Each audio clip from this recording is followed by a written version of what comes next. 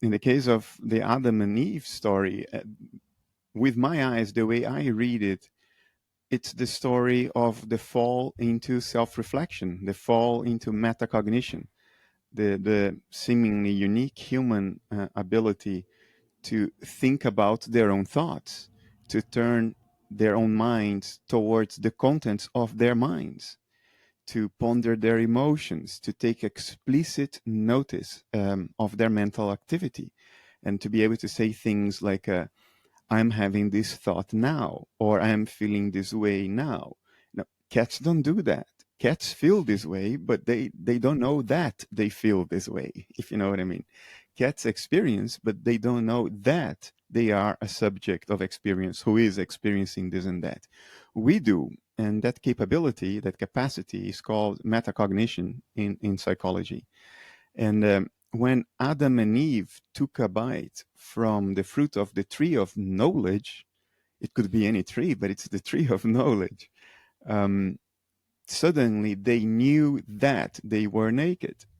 I mean, they were running around naked all the while, and presumably they were already experiencing their nakedness. But after taking a bite from the fruit, they knew that they were naked.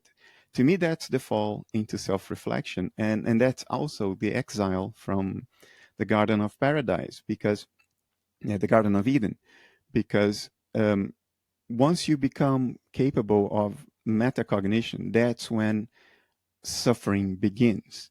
Before metacognition, there is pain. But after metacognition, there is suffering. And suffering is when you take notice of your situation and you run a narrative in your mind that opposes it. Like, I shouldn't be feeling this way. Why did this happen to me? If only I could this or that. That's suffering. And that's something you can only do when you have explicit knowledge of your being as subject of experience. So by taking a bite of that fruit, Adam and Eve fell into metacognition and were exiled from the Garden of Eden because they now became capable of suffering. And now they would have to till the soil with the sweat of their brows. And life suddenly became very hard. It's an extraordinarily symbolic story.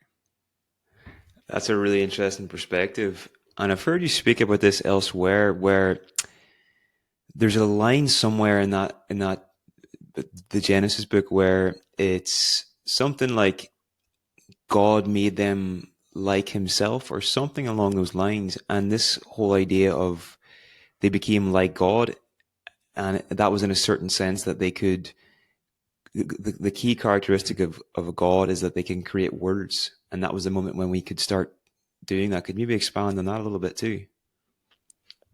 Yes. When you're a cat and you're not metacognitive, your experience is limited to what is. What is the case? Like, if you're feeling hungry, then that's your experience. You feel hungry. That is what is the case. If you're comfy and warm, then that's what is the case, and that's all you experience. Without metacognition, you only experience what is the case, what is real. With metacognition, we become capable of creating alternative scenarios, alternative worlds, the worlds of the could have been, the worlds of the might yet be, multiple future scenarios, multiple past scenarios. The past scenarios create regret. You only regret if you think there was an alternative and you leave that alternative in your mind. You leave that separate alternative world in your mind where you didn't make that horrible decision, where you didn't do that horrible thing.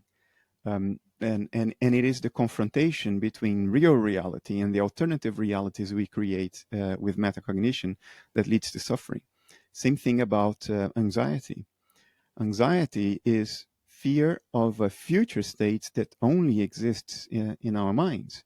We create that future state, that thing that might happen to you, that diagnosis you might get, that boss that might fire you. And we live these alternative worlds that aren't real, or at least are not yet real, or have never been real in the case of the past. Metacognition allows us to create these worlds. And that's the root of regret, the root of anxiety, the root of a lot of depression, because you create alternative present worlds. Now, I shouldn't be in this situation right now, because I could be in that other situation, that alternative present that I created. Now, metacognition does allows us to create alternative worlds, or to create worlds. Who creates worlds? Well, that's God. So with metacognition, we were made like God. We became like God.